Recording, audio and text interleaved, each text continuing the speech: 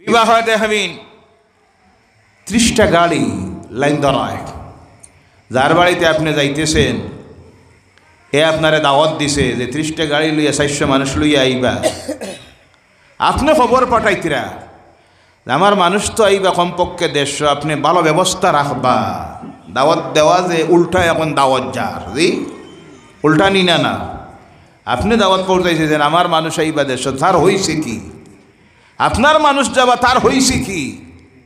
তার তো কোনো অসুবিধা নাই, আপনার মানুষ যাইবে, আপনি খাওয়ান, পরের দিন আপনার বাড়িতে খাওয়ান। এখানে তো এত মানুষ যাওয়ার প্রয়োজন নাই, আপনি খাওয়ান, পরের দিন রাসূলের সুন্নত আদায় করেন। ওলিমা কোনটা? পরের দিন কোনটা? ওলিমা। দাওয়াতে ওলিমা দেন, আপনার বন্ধু বান্ধব আত্মীয় স্বজন যা আছেন সব লইয়ান, আর দাওয়াত দিয়ে আনেন, খাওয়ান। আপনার এখানে কোনো ব্যবস্থা নাই, সাধারণ ব্যবস্থা। আর মেয়ের বাপ হইছে, তার অপরাধ হইছে, আপনি কইন আমার গাড়ি আইব 40টা, মানুষ আইবা 150, খানি দেওয়া লাগবো, আপনি ভালো খানি দিবা না আমার ইজ্জত যাইব। এইভাবে দাবি করে পাত্রীপক্ষের বাড়িতে গিয়ে খাওয়া হারাম। কথা বোঝা গেছে? স্ব ইচ্ছায় যদি তারা বলে 40 জন আসুন, 50 জন আসুন, আমার অসুবিধা নাই, দাওয়াত দিলাম, তাতে আপনি যাইতে পারেন, খাইতে পারেন। কিন্তু আমার বলার উদ্দেশ্য হলো এখানে যাওয়ার প্রয়োজনটা কি? 5 থেকে 10 জন মুরব্বী যান, আকদ হয়ে যাক। বিবাহ হইতে লাগে কয়জন? 3 জন। কয়জন? ওকিল 1 জন, সাক্ষী 2 জন। আপনার বাড়িতে পরের দিন বরকতের সিন্নি দাওয়াত দেন, অলিমার দাওয়াত। আর এই দাওয়াতে 1 নম্বরে দাওয়াত দিবা কারে? জি শহরের আমার নামি দামি বন্ধু। জি আল্লাহ রসুল বলছেন যে অলিমার দাওয়াতে এতিমের দাওয়াত নাই, মিসকিনের দাওয়াত নাই, হক নাই, খানি দেওয়া হয় না, এই অলিমা আল্লাহর দরবারে কবুল নয়। কথা বোঝা গেছে? এখন বেশিরভাগ অলিমা তো হয় শহরের হোটেলে, এটা না যাইজ আমি বলছি না, দাওয়াত দেওয়া হয় না গরিব যারা। আর আমার দামি দামি বন্ধু ভিআইপি অতিথিরা আসবেন, আর এই গ্রাম্য মানুষগুলি যদি আয়, পাড়া গরিব, এদেরকে দেখলে ভাবব ওনি তোমার কুটুম খেয়ে, সেটা কি অবস্থা? নাউজুবিল্লাহ বলেন। এই সিন্নির কোনো মূল্য আল্লাহর দরবারে কবুল হবে? আর গেলে পরেও অনেক সময় হয় স্পেশাল ব্যবস্থা, খাসির মাংস, পোলাও, ইলিশ মাছ, শৌল মাছ, বন্ধুদের জন্য, ভিআইপি অতিথিদের জন্য। গ্রাম থেকে যারা এসেছে, আত্মীয় স্বজন, গরিব, এতিম, মিসকিন, এদেরকে সাদা ভাত আর ডাইল ভাত আর গরুর মাংস, এই সিন্নি আল্লাহর কাছে কবুল হবে। আমি বললাম অপচয়কে রোধ করুন। এরপরে দেখা যায় একটা বিবাহ বাড়িতে খানি বানানি হয়, 500 মানুষের, আইল 200-250, পরের দিনে সব নষ্ট হইল, বেকার হইল, নিয়ে নষ্ট করে ফেলানি হইল। ইনসাফের সহিত জবাব দিবেন। একটা বাতকে যদি আপনি নষ্ট করেন, বেকার ফেলান, জবাব দিতে হবে কার কাছে? এই বাতের মালিক কে? এই নিয়ামতের মালিক কে? যারা দুনিয়া মিলে একটা বাত বানানি সম্ভব আছে? চাউল বানায়, এখন প্লাস্টিকের বানায়। কোনটা বানায়? প্লাস্টিকের বানায়। কিন্তু আমার আল্লাহর দেওয়া একটা চাউলের মতো সারা পৃথিবী যদি মিলে যায়, একটা চাউল বানানি সম্ভব হবে? নিয়ামতের মূল্য দেও নাই। ইন্নাল মুবাজ্জিরিনা কানু ইখওয়ানাশ শায়াতিন, যারা অপচয় করে, এই সবগুলি হলো শয়তানের ভাই। কার ভাই? শয়তান বেচতে যাইব না দুজকে, তার ভাই যাইব কোন জায়গায়? জি আপনারা কইন না, ব্যস্ত না দুজকে। অপচয়কারীদের জন্য বেহেশত হারাম, বেহেশত হারাম। অপচয়কারী হলো শয়তানের ভাই, তাদের জন্য দুজক।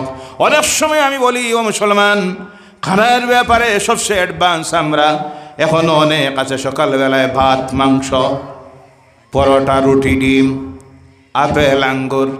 দুপুর বেলায় খাবার আবার একটা বেলা মাছ মাংস ছাড়া খাইতে পারি না। ও খাইতে খাইতে গিয়ে এমন হয়েছে ডায়াবেটিস, প্রেশার, সুগার। জি খানি কন্ট্রোল করুন, খানি কন্ট্রোল করুন। আমার রাসূল শিখাইয়া দিয়ে গেছেন, খানি খাবার সময় পেটকে 3 ভাগ করো। কয় ভাগ? 1 ভাগে খাবার দেও, 1 ভাগে জল, আর 1 খালি রাখো। আজকে ডাক্তার বলতেছে পেট ভরে আপনি খানি খাইবেন না, 3 বেলা খানি খাবেন না, না হয় সুগার বাড়বে, প্রেশার বাড়বে, যে কোনো সময় হার্ট অ্যাটাক হয়ে যাইতে পারে। 1500 বছর আগে আমার রাসূল খানি কন্ট্রোলের শিক্ষা দিয়ে গেলেন, বলো সুবহানাল্লাহ। অপচয়কে রোধ করুন। ওই যেখানের পিছনে লক্ষ লক্ষ টাকা নষ্ট করতেছেন, বিবাহের নামে লক্ষ লক্ষ টাকা নষ্ট করতেছেন, আমি অনেক সময় বলি তা বাঁচান। আর বাঁচাইয়ে যদি এই পয়সাটাকে আপনার একটা ছেলের পিছনে, মেয়ের পিছনে খরচ করেন, একটা মেয়েকে যদি ডাক্তার ইঞ্জিনিয়ার বানাইতে পারেন, সায়েন্টিস্ট বানাইতে পারেন, টেকনোলজিয়ান বানাইতে পারেন, তাহলে গোটা জাতির কতটুকু খেদমতের মধ্যে লাগবে, এই দেশের খেদমতের মধ্যে লাগবে, যে অসহায় জাতি কতটুকু সাহায্য পাবে একটাবার চিন্তা করুন। আজকে আমার সমাজের ছেলেমেয়েরা উচ্চ শিক্ষা গ্রহণ করতে পারে না। বাবা গরিব, ব্যবসায়ী, ছোটো ব্যবসায়ী, ছোটো চাকরি করে, পয়সা লাগে। উচ্চ শিক্ষায় নামি দামি কলেজ ইউনিভার্সিটিতে পাঠাইতে হলে, আমেরিকার নাম করা অক্সফোর্ড ইউনিভার্সিটিতে যদি পাঠাইতে হয়, তাহলে লক্ষ লক্ষ টাকা লাগে। অ্যাডমিশন ফিস 50 লক্ষ টাকা, মাসে দিতে লাগে 4 লক্ষ, 5 লক্ষ, 10 লক্ষ। তাই উচ্চ শিক্ষা গ্রহণ করতে পারতেছে না অর্থের অভাবে। অর্থ বাঁচান, অর্থ বাঁচান। অপচয়কে রোধ করে যদি এই পয়সাটা নিজের একটা বাচ্চার নিচে খরচ করতে পারেন, সুশিক্ষায় শিক্ষিত যদি বানাইতে পারেন, এই বাচ্চা কওমের যেভাবে কাজে লাগবে আপনারও কাজে লাগবে। শুধু ডাক্তার ইঞ্জিনিয়ার তা নয়, সঙ্গীদের হৃদয়ের মধ্যে দিবেন আল্লাহর কালামের জ্ঞান। কিসের জ্ঞান? আল্লাহর কালামের জ্ঞান। একটা বিষয় ইমাম সাহেব দিয়েছিলেন, আমি এর দিকে যাইতে পারি নাই, কারণ বেশি করিও না, কারণ এর উপরে আমার অনেক আলোচনার রেকর্ড আছে, ইউটিউবে সার্চ করলে আপনারা পাবেন। ইসলামিক প্রাথমিক শিক্ষার গুরুত্ব, সবাহি মক্তবের গুরুত্ব। তাই এক আলোচনাকে যেটা আছে আবার যদি করে, অনেকে ইউটিউবে সার্চ করে বলবেন ইতা ওয়াস্তফুন্না হতা জি। এর কারণে অনুরোধ রাখি, আজকে আমাদের সমাজের মানুষ মক্তব শিক্ষার গুরুত্বকে ছেড়ে দিয়েছেন। আল্লাহর ওয়াস্তে আমাদের মূল ফাউন্ডেশন হলো ঈমান। কোনটা? এরপরে হলো আমল। আর ঈমানকে যদি মজবুত করতে হয়, আমল যদি তৈরি করতে হয়, যে জ্ঞানের প্রয়োজন সেটা হলো ধর্মীয় জ্ঞান, কোরআন হাদিসের জ্ঞান। আর এই জ্ঞানের একমাত্র দেওয়া হয় মক্তবে। কোন জায়গায়? মক্তবের মধ্যে। শিক্ষাঙ্গনে তো আগের থেকে বিদায় হয়ে গেছে, আর কিছু যে শিক্ষাঙ্গনগুলি ছিল সরকারি মাদ্রাসা, তাও বন্ধ হয়ে গেছে। বেসরকারি যে মাদ্রাসাগুলি, এর মধ্যে আমাদের ছেলেমেয়েরা শতকরা 1% যায়। কয় পার্সেন্ট? 1%। সব যদি আবার মাদ্রাসায় যায় গিয়ে হবে না, জাতির অসুবিধা আছে। আমাদের জাতির সব কোয়ালিটির মানুষ তৈরি করার প্রয়োজন। ডাক্তারের দরকার আছে না নাই? জি, অবশ্যই।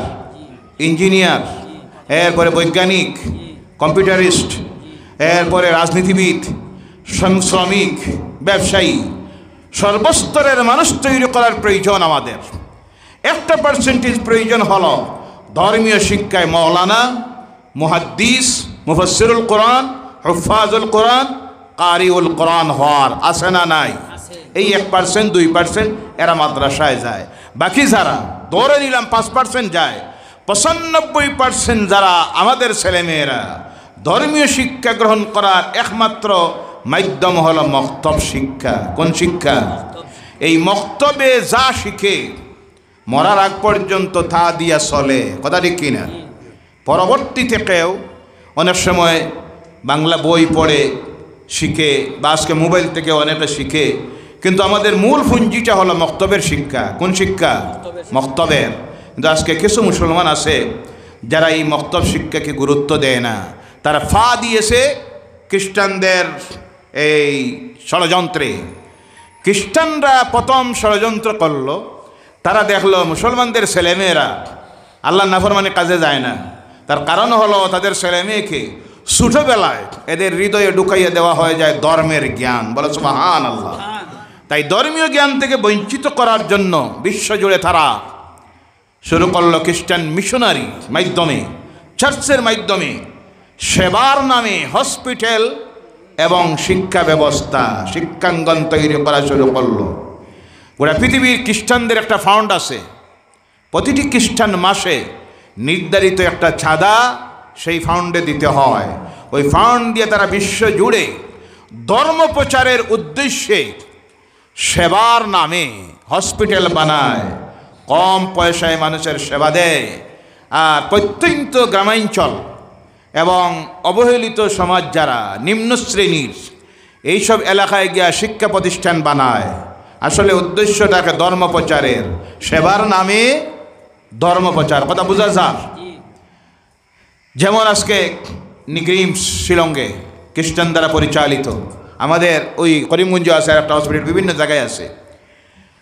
তখন তারা দেখলো এই শিক্ষাঙ্গনে যদি আমরা ক্লাস শুরু করি সকাল 6টায়, কয়টায় বা 7টায়, মুসলমানদের ছেলেমেয়েরা তখন এই সুযোগ দেখে উচ্চ শিক্ষার ব্যবস্থা, সুশিক্ষার ব্যবস্থা যখন দেখে আসবে, তখন তাদের ছেলেমেয়েরা ধর্মীয় জ্ঞান থেকে বঞ্চিত হবে।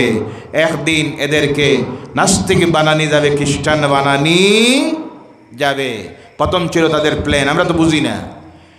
এরপরে যখন দেখলো এই প্ল্যানটা তারা কামিয়াব হতে পারে নাই, মুসলমানরা সবচেয়ে চালাক জাতি তো, জি কথাটা কার? আল্লাহ বলছেন এরা সবচেয়ে চালাক, বলে সুবহানাল্লাহ। এর কারণে তারা দেখলো যখন খ্রিস্টানেরা সেবার নামে, শিক্ষার নামে আমাদের ছেলে মেয়েগুলিকে মক্তব শিক্ষা থেকে বঞ্চিত করে নাস্তিক বানাইতেছে, ইহুদি বানাইতেছে, নাসারা বানাইতেছে। আলহামদুলিল্লাহ মুসলমানরা জায়গায় জায়গায় তখন প্রাইভেট ইংলিশ মিডিয়াম স্কুল খোলা শুরু করলো এবং সেখানে সঙ্গে লাগাইয়া দিল ধর্মীয় শিক্ষা। বলো সুবহানাল্লাহ। এই দিকে দিয়ে তারা যখন কামিয়াব হতে পারল না, তখন তাদের কিছু 5-6টা গুলাম আছে, এদেরকে দিয়ে জায়গায় জায়গায় তারা শুরু করলো মাদ্রাসা শিক্ষা বন্ধ করা। কি করা? মাদ্রাসা শিক্ষা বন্ধ করা করলো তা। একমাত্র এখন আমাদের ধর্মীয় শিক্ষা দেওয়ার ব্যবস্থা হলো মক্তব শিক্ষা। তো এখন পর্যন্ত আমাদের সমাজের মানুষ এই মক্তবের গুরুত্ব বুঝে নাই। মক্তবের যে করুণ অবস্থাগুলি জায়গায় জায়গায় গেলে পরে শোনা যায়, দেখা যায় এক একটা মক্তবে প্রথম হইল যোগ্য শিক্ষকের অভাব। কিসের অভাব? ইমাম সাহেব রাখতে গিয়ে মানুষ মৌলানা সাহেব খুঁজায় না, মুফতি সাহেব খুঁজায় না। জি আছে না নাই? কারণ রাখতে গেলে বেতন লাগবে 15,000। কত হাজার? এলে তো বহুত জায়গা আছে ইমামের বেতন 15,000 খোয়া মাত্র। কমিটির হাট দুর্বলালা মানুষ থাকলে বেউস হইব। জি আছে না নাই? মক্কা শরীফের সাধারণ যে মসজিদগুলি, গলিতে গলিতে ছোটো মসজিদ আছে, তো এক মসজিদে আমার নামাজ পড়লে একদিন ইমাম সাহেবরে জিজ্ঞাসা করলাম, আপনার বেতন কত? তিনি বলেন আমার বেতন হলো 15,000 রিয়াল। কত হাজার? এরপরে তারা আবার ডিউটিও করে না বেশি। পাকিস্তানের অনেক আলিম, বাংলাদেশের আছে, যাদেরকে তারা সমঝাইয়া দেয় তুমি আমার ডিউটিটা করিও, তোমারে দিমু 1,000 রিয়াল। কয় হাজার রিয়াল? মাঝে মধ্যে তারা নামাজ পড়ায়। তো তারা এই বেতনটা আমি হিসাব করে দেখলাম 15,000 রিয়াল যদি হয়, 1 রিয়ালে হইল 25 টাকা। কত টাকা? 15,000 হিসাব করে গিয়ে দেখা যায় আমার দেশের টাকায় সাধারণ পাঞ্জেগানার যে মসজিদগুলি গলিতে আছে সৌদি আরবের বড় বড় মসজিদ বাদ দিয়া এক একজন ইমামের বেতন হয় ভারতীয় টাকায় 1,90,000। সুবহানাল্লাহ নাই? ইমামের বেতন হুঁচুন এর লাগি তো সুবহানাল্লাহ নাই। জি বলেন সুবহানাল্লাহ। কত টাকা? প্রথম ইমাম নিয়োগ দিতে গিয়ে লক্ষ্য করা হয় না। মাঝে এক জায়গার মানুষেরা আমার বললো হুজুর একজন বালা ইমাম দিবে। তো আমি এক মৌলানা সাহেবের লোকে কথাবার্তা বলে টেলিফোনে বললাম একজন ইমাম পাওয়া গেছে, বেতন দেওয়া লাগবে 12,000। কত হাজার?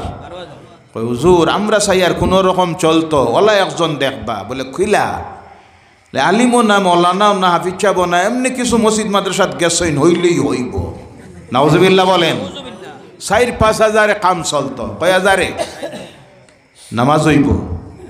যে লোকটার কারাতেরও সার্টিফিকেট নাই, হিফজেরও নাই, আলিমানারও নাই, মুফতিয়ানারও নাই, এমন একটা মানুষের নামাজের মাসলা জানা থাকবো? জি নামাজ হওয়ার মধ্যে সন্দেহ আছে না নাই? আমরা নমাজের খবর নাই, নমাজ হইলেও কোনো রকম চলতো। ওই কোনো রকম চলতে চলতে গিয়া জাতি আজ ধ্বংসের দিকে চলে যাইতেছে। সেই শিক্ষক ছাত্রদের শিক্ষা দিতেছেন। আমি একটা বোর্ড আমরা গঠন করেছি, বোর্ডের দায়িত্ব দিলাম কিছু শিক্ষককে যে পরিদর্শন করার জন্য সকালে বিভিন্ন মক্তবে গিয়া। অনেকে রিপোর্ট দিল হুজুর ছাত্রর কি ইন্টারভিউ লইতা, উস্তাদের ইন্টারভিউ লত লাগার পরে দেখি উস্তাদ তিলাওয়াত করতেছে লামি আলি দেওয়ালামি ইউলাদ, নাউজুবিল্লাহ বললেন না? এই যদি হয় শিক্ষকের অবস্থা, একজন শিক্ষক যদি হয় মেট্রিক পাস, 10-এর ছাত্রের ইংলিশ অঙ্ক পড়াইতে পারবো? আপনারা বলেন তো। কমপক্ষে বিএ পাসের দরকার আছে না নাই? বর্তমান ট্রেনের ইংলিশ অঙ্ক পড়াইতে হইলে কমপক্ষে বিএ পাসের দরকার, আর অঙ্ক পড়াইতে হইলে তো বিএসসি হওয়ার দরকার আছে না নাই? কিন্তু আমার সমাজ সেটা বোঝে না। শিক্ষকের যোগ্যতা নাই, শিক্ষক কম, পড়া নাই, ক্লাস নাই, সিস্টেম নাই, পরীক্ষা নাই, চলছে আর চলছে। চলতে চলতে গিয়ে এমন হইতেছে, আর সমাজের মধ্যে দেখা যাইতেছে শতকরা 20-30-40% ছেলেমেয়েরা এমনও হয়ে গেছে যারা নামাজও জানে না, অজু গোসলও জানে না, হারাম হালালও জানে না, নামাজের প্রয়োজনীয় সূরাও জানে না, আছে না নাই? এই ধারাবাহিকতায় যদি চলতে থাকে, মক্তব শিক্ষাকে যদি আপনারা গুরুত্ব না দেন, তাহলে একদিন আসবে শুধু থাকবে নামের মুসলমান। কিসের মুসলমান? এর মধ্যে ইসলাম বলতে কিছুই থাকবে না, কোরআন হাদিসের কোনো জ্ঞান থাকবে না। তখন সে, যার ভিতরে কোরআন হাদিসের শরীয়তের জ্ঞান থাকবে না, যে কোনো আল্লাহর নাফরমানি কাজে যাইতে তার বাধা দিবে। আজকে যে আমাদের সমাজে বেশিরভাগ আল্লাহর নাফরমানির কাজ বাড়তেছে, দুইটা শ্রেণীর মানুষ তার মধ্যে লিপ্ত। একটা হইল হাইয়ার এডুকেশনে শিক্ষিত, কিন্তু ধর্মের জ্ঞান নাই, যার কারণে এরা নাম করা সুদকুর, ঘুষখোর, ডাকাত, জেনাকুর এইসব হয়। আর নিম্ন স্তরে এক শ্রেণী আছে একেবারে গরিব, যারা তাদের নিজের ছেলে মেয়েকে স্কুলে বেশি দিন দেয় না, মক্তবেও দেয় না। এরা দেখা যায় বেশিরভাগ চুরিতে, এরপরে এডিক, ইফটিজিং, নারী অপহরণ, পরকীয়া প্রেম, ওইসব আজে বাজে কাজে লিপ্ত। এর কারণে আল্লাহর হস্তে অনুরোধ রাখি, মক্তব শিক্ষাকে গুরুত্ব দেন, এবং প্রত্যেকটা গার্জিয়ান যেন এই দায়িত্ব নেন, আমার নিজের ছেলে মেয়েকে কমপক্ষে শুদ্ধ আল্লাহর কালাম কোরআন শিখাবো। রাজি আছেন? সব রাজি আছেন? কারা কারা একটাবার হাত তুলুন আর বলেন নারায়ে তাকবীর, নারায়ে তাকবীর, নারায়ে রিসালাত। এবং প্রয়োজনীয় ইসলামী যে জ্ঞানের দরকার নিজের ছেলে মেয়েকে আপনারা দেন। শুধু মক্তবের শিক্ষকের উপরে দায়িত্ব ছাড়বেন না। আমি অনেক সময় বলে থাকি, পর্দার আড়ালের আমার সম্মানিতা মায়েরা, আপনারাই একটা বাচ্চার সবচেয়ে বড় শিক্ষিকা। শিখবে আপনার কাছ থেকে, ব্যবহার শিখবে, আদব শিখবে, আমল শিখবে। আপনারা সময় দেন, আপনারা সময় দিন। মাগরিবের নামাজ আপনি পড়ুন, ঘরে পড়ে আপনার বাচ্চাটাকে কিনারায় নিয়ে বসান। স্কুলের বই বাইর করার আগে আধা ঘন্টা দেন মক্তবের শিক্ষা। কিসের শিক্ষা? গার্জিয়ান বাপ যারা সারাদিনে ব্যস্ততা, আপনার চাকরি আছে, ব্যবসা, রাজনীতি আছে, ব্যবসা আছে, বিভিন্ন ব্যস্ততায়, কিন্তু সব গার্জিয়ান একটা সময় আমরা ঘরে আই রাত্রিতে। কোন সময়?